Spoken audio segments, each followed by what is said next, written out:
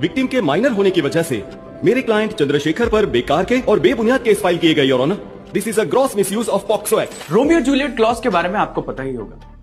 अभी हाल ही ने supreme court ने इसको पॉक्सो एक्ट का एक्सेप्शन बताया, अपवाद बताया है। क्या है ये मामला, आइए समझते हैं। State of UP versus Anirudh का एक मामला है 2026 का, जहां पर एक लड़की और उसके पेरेंट्स ने एक झूठी एफआईआर एक लड़के के खिलाफ करी, क्योंकि वो लड़का और लड़की एक रिलेशनशिप में थे। झूठी एफआईआर करने के बाद ये मामला निचली कोर्ट में पहुंचा और उस लड़के को बेल बिल्कुल भी नहीं मिली, क्योंकि ये मामला पॉक्सो एक्ट के अंदर आता है। फिर ये मामला पहुंचा इलाहाबाद हाई कोर्ट में। इलाहाबाद हाई कोर्ट ने इस केस को एक विरोधाभास माना। उस लड़की की एज माइनर कंसीडर की गई 10th क्लास के हिसाब से, और अदर डॉक्यूमेंट में वो मेजर बताई गई। तो हाई कोर्ट ने उसको एक मेडिकल, एक ऑसिफिकेशन टेस्ट के लिए रेफर किया। ऑसिफिकेशन टेस्ट में पता चला कि वो लड़की मेजर है। तो इलाहाबाद हाई कोर्ट ने एक गाइडलाइंस जारी करी और वहां पर यह बताया कि इन्वेस्टिगेशन के टाइम पर ही पॉक्सो एक्ट के मामले में आप मेडिकल रिपोर्ट बनवा सकते हो, और ये पुलिस ऑफिसर्स को इन्वेस्टिगेशन के लिए निर्देश दिए। फिर मामला पहुंचा सुप्रीम कोर्ट में।